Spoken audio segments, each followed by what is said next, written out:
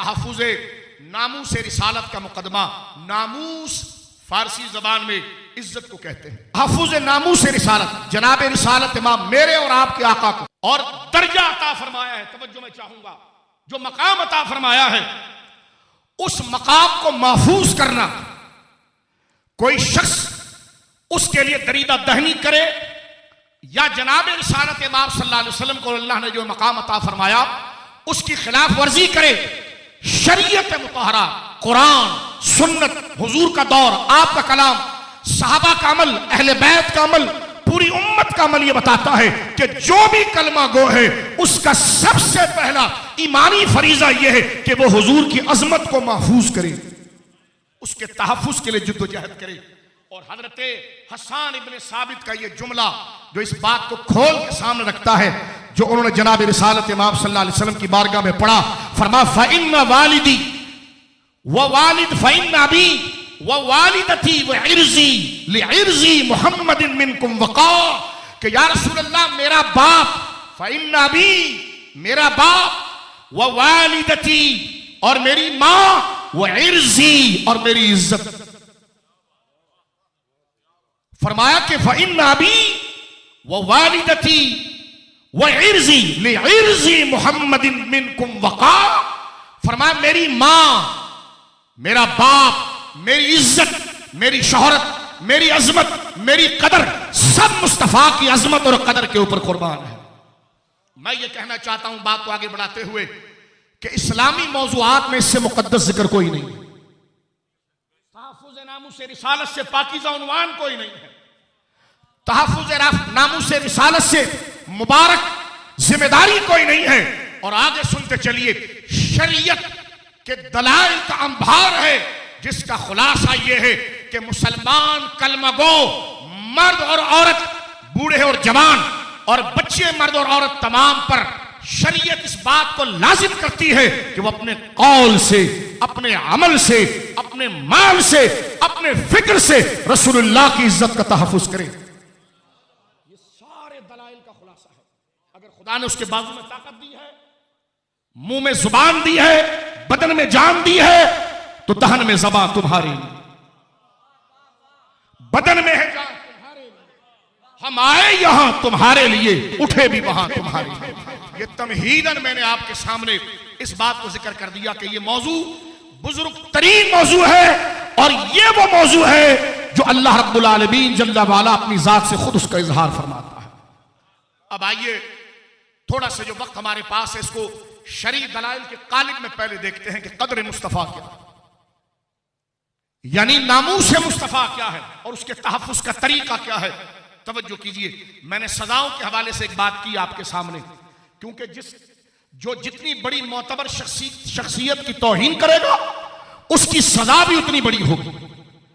आज हमारी रियासती इदारों में से जिस बड़े मुकद्दस मनसब की शख्सियत के खिलाफ अगर दरीदा दहनी की जाए, बात की जाए, हमारी अदालत आलिया उस पर उतनी सख्ती लगाती है, इसलिए कि उस मुकद्दस मनसब से ताल्लुक रियासत की बका का है।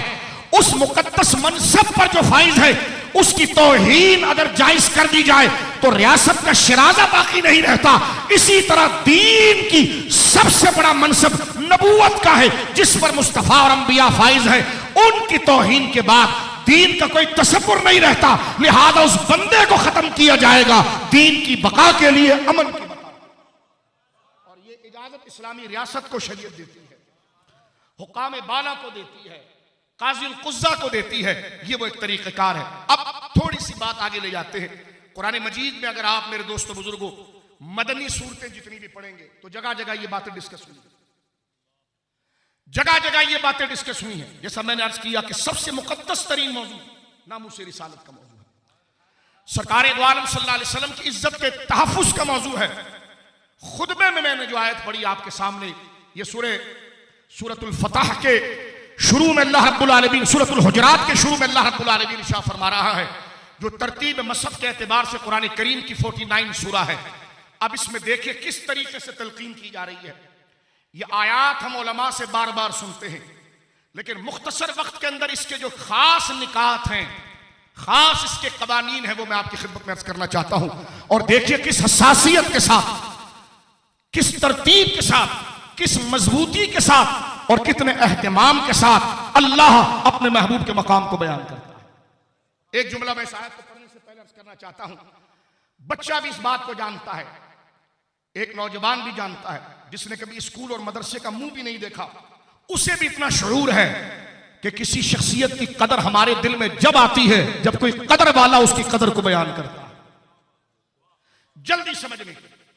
यानी एक शख्सियत ऐसी है जो हमारे नजदीक कदर वाली है, वो जिसको कदर देगी तो जिसको उसने कदर दी तो उस शख्सियत की मोहब्बत खुद ब खुद हमारे दिल में आ जाएगी कि ये खुद इतनी बड़ी जात है, इनको इतनी कदर दे रहे हैं। तो फ़इन्नल इज़्ज़त लिल्लाहि जमीआ, सारी इज्जतों का सदावार अल्लाह रब्बुल आलमीन है। और जब वो महबूब की पांव की तलियों पर लगने वाली मिट्टी की कसम उठाए तो फिर हुजूर से प्यार क्यों ना हो, और उनकी हुर्मत और इज्जत के तहफ्फुज़ के लिए मोमिन बेदार।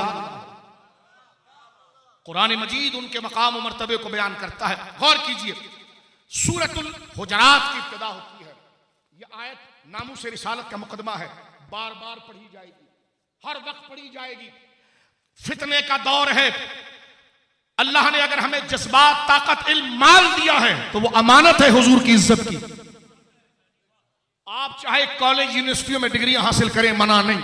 आप मदारिस में हासिल करें, मना नहीं। आप रिस्क हलाल में अरबों माल कमाने, मना नहीं। लेकिन ये मकसूद नहीं, ये टूल्स हैं, ये टूल्स हैं, ये आला है, ये जरिया है, ये सबब है, ये अमानत है रब की। किस काम के लिए?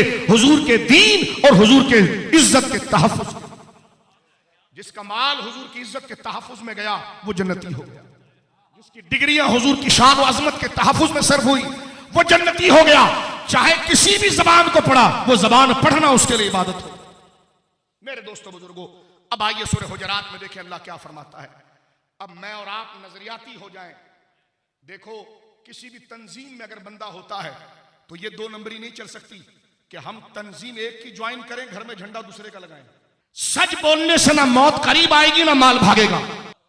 मुजद्दिद पाक का जिक्र हो रहा था। ये वो शख्सियात है जिन्होंने इस पर प्रैक्टिकल करके दिखाया।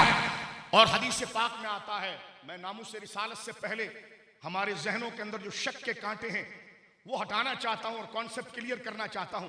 शैतान कहता ना ना ये बात ना बोल, लोग तेरे मुखालिफ होंगे। मैंने कहा कब्र में तू अकेले ही जाएगा, मुरीद ने नहीं जाना तेरी कब्र, शागिर्दों ने नहीं जाना, अवाम ने नहीं जाना, तू अकेला जाएगा।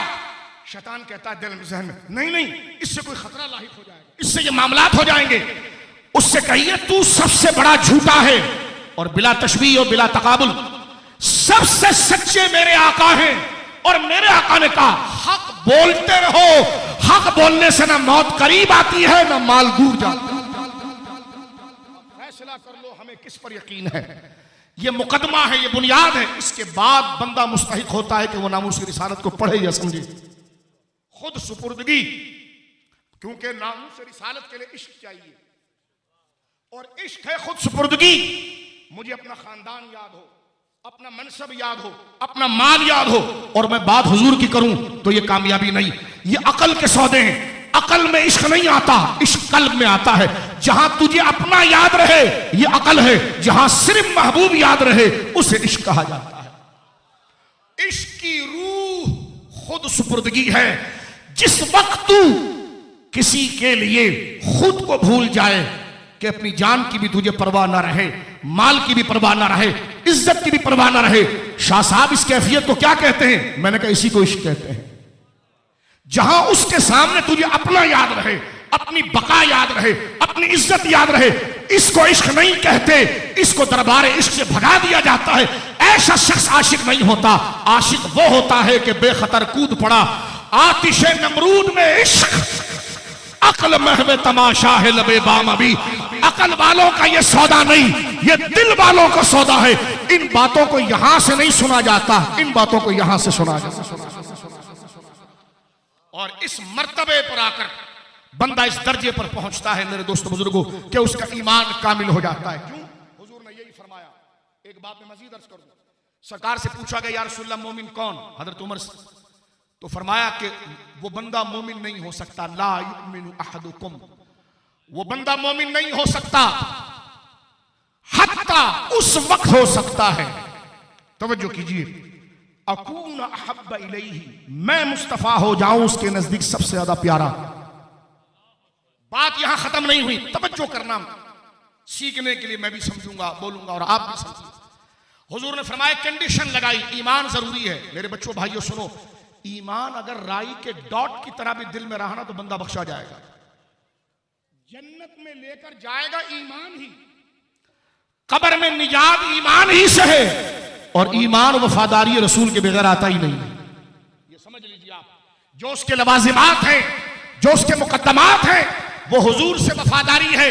ये मसला इतना खोल के शरीयत में तौहीद के बाद अगर किसी मसले को इतना खोल के बयान किया हो कि जिसमें बाल बराबर भी शक ना रहा हो, तो वो मसला इज्जत रसूल का मसला है। बस मसले को इतनी वजाहत से कुरान ने जिक्र किया, हदीस ने जिक्र किया कि जिसमें कहीं अंधेरा छोड़ा ही नहीं, वो इज्जत रसूल का मकाम है। पता चला जिस मसले को जितना कुशादा करके बयान किया जाता है, तो उससे मकसूद और मुतालबा भी उतना जरूरी हो।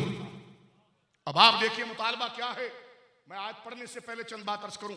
वही मशहूर हदीस जो नामूस रिसालत का सरनामा है, सहरा है, फरमा ला युमिनु अहदुकुम, तुम में वो शख्स मोमिन नहीं हो सकता, अल्लाह अकबर, हत्ता, उस वक्त हो सकता है, शर्त लगा दी, जन्नत में जाना है तो ईमान चाहिए, और ईमान उस वक्त तक नहीं आ सकता। कब आएगा या रसूल अल्लाह? फरमा अकूना, मैं हो जाऊं उसके नजदीक अहब्बा इलैहि, हर रिश्ते से ज्यादा महबूब। कौन सा रिश्ता? दिल को जरा थामना। फरमा मिन वालिदिही, उसके माँ बाप से भी ज्यादा महबूब, व वलदिही, उसके बेटे से भी ज्यादा महबूब, वन्नास अजमाइन, हर वो रिश्ता जिसको बंदा दिल से चाहता है उससे ज्यादा महबूब। अब जरा यहां पर एक बात जरा सुनिए, नामूस रिसालत के लिए हम किताबें पढ़ते हैं, इस हदीस ने और कुरान ने हमें हुजूर की मोहब्बत का पाबंद किया। तवज्जो करना, हमारे उलमा एक बयान करते हैं, बात जरूरी है। आप कहते हैं कि पीर साहब, अल्लामा साहब, मौलाना साहब, मोहब्बत तो की नहीं जाती, वो तो हो जाती है। अब शरीयत हमें उस बात का पाबंद कर रहा है जो हमारे बस में नहीं है, क्योंकि ऐसा तो नहीं है कि ये चीज उठा के उधर रख दो, वो चीज उठा के इधर, ये तो आसान है। प्यार करने के लिए कहा जा रहा है, और प्यार करना हमारे बस में नहीं है। सवाल है, आप समझ रहे? प्यार करना हमारे बस में नहीं है। जो चीज हमारे बस में हो उसका मुतालबा किया जाए।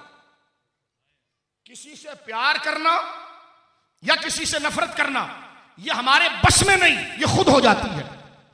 अब शरीयत हमें पाबंद कर रही है, तो मैं ये कहना चाहता हूं, अगर हम इसके गैर मुकल्लफ होते तो शरीयत पाबंद नहीं करती। शरीयत ने पाबंद किया है, हम इस मसले को समझना पड़ेगा हमें। सवाल बिल्कुल ठीक तुम्हारी खोपड़ी में आया है कि हुजूर की मोहब्बत के बगैर बंदा मोमिन नहीं है। अल्लाह अकबर, कितनी बड़ी बात। चाहे नमाज हो, रोजा हो, दाढ़ी हो, कलमा पढ़ता हो, मोमिन नहीं है जब तक हुजूर की इज्जत, नामूस और मोहब्बत की कदर उसके दिल में ना आए। आप कहेंगे कैसी चीज का पाबंद कर दिया शरीयत ने हमें जो हमारे बस में ही नहीं है।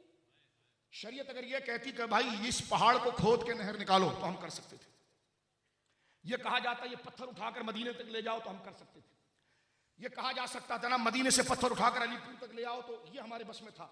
मोहब्बत करना हमारे बस में नहीं है, इसलिए कि यह हमारे बस की चीज नहीं, वो तो कल्बी राब्ता है, वो तो खुद ही हो जाता है। अब आप सुनिए, अगर शरीयत ने मुझे और आपको हुजूर से मोहब्बत, और वो भी ऐसा कि मां से ज्यादा, अब बचा कौन है मुझे बताइए आप, और बाप से ज्यादा ऐसी मोहब्बत का मुकल्लफ और पाबंद किया है, तो मेरे दोस्तों सारा काम छोड़कर इस मसले को समझना पड़ेगा। इस मसले को समझना पड़ेगा। यह मसला जब तक हल नहीं हुआ, कलमा मुश्किल में है हमारा पड़ा हुआ। जब तक यह मसला हल ना हो, नमाज़ें मुश्किल में है, और हम बिल्कुल जहालत में वक्त गुजार रहे हैं। मैं आगे बढ़ना चाहता हूं। उलमा ने शफकत की, फरमाया समझाते हैं और तुम्हारे लिए एक आसान पहलू रखते हैं। फरमाया देख एक बात बता, अपनी अकल से पूछ, अपनी अकल से पूछ कि तुझे प्यार किससे हो सकता है। अकल कहती है यार जब मैं कोई भी खूबसूरत चीज देखती हूं तो मुझे वो चीज अच्छी लगने लग जाती है। अच्छा, इसका मतलब जो हसीन हो उसकी तरफ तेरी अट्रैक्शन पैदा होती है और तू अट्रैक्ट होता है। ये तबीयत का मैलान होता कहां का? और सोच, फरमाया जो इल्म में मुझसे ज्यादा हो तो तबीयत उसकी तरफ रागिब होना शुरू हो जाती है। गौर कीजिए, जो सखावत में ज्यादा हो तबीयत मेरी रागिब होना शुरू हो जाती है। का और सोच का मुझ पर जो मुझसे ज्यादा ख्याल रखे तबीयत उसकी तरफ रागिब होना शुरू हो जाती है। फरमा अब अपनी अकल से पूछ, तेरी अकल जो तू ये कह रहा था कि मोहब्बत हो नहीं सकती, करनी नहीं पड़ती, हो जाती है, तो खुद अपनी अकल से पूछ, सुबह शाम जो तेरा दिल कई चीजों पर ललचाता है तो किस चीजों पर ललचाता है? का हुस्न पर ललचाता है, कभी माल पर ललचाता है, कभी किसी की सखावत पर ललचाता है, कभी किसी के अखलाक को देखकर मुतासिर होता है। कहा पूछ अपनी अकल से कि मोहब्बत होने के जितने दर्जे हैं, इस दर्जे में सबसे ऊंचा तुझे नजर कौन आता है? वो जनाब रसूलुल्लाह।